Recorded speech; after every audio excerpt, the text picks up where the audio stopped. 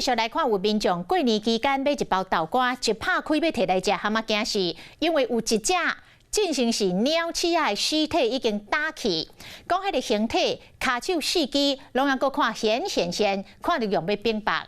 经过了解，这是台中某一间食品厂所生产的。咱的记者打电话到这个食品厂，对方讲目前正咧处理，暂时无要对外来回应。豆干的包装完整，看起来无啥问题。结果消费者买回去了后，发现内底敢若有一只死鸟鼠。它已经拆开了，要吃。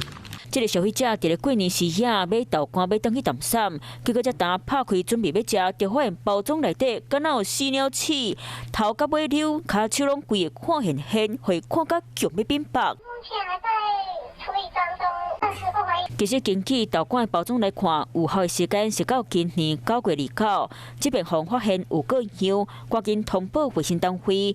尾来调查是台中某一间食品厂做的，即马嘛已经派人过调查。商位于台中市，依源头管理原则，今日将移请台中市卫生局进行处办。食安问题还是蛮严重，同一批次的架了，咱有可能巴肚会痛。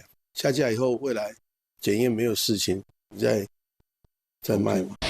即马接到投诉机关，除了要求爱调查彻底，到底有偌济烧伤食品、漏一食品，嘛要求同一批次的豆干食品爱必须下架，才能确保消费者的食品安全。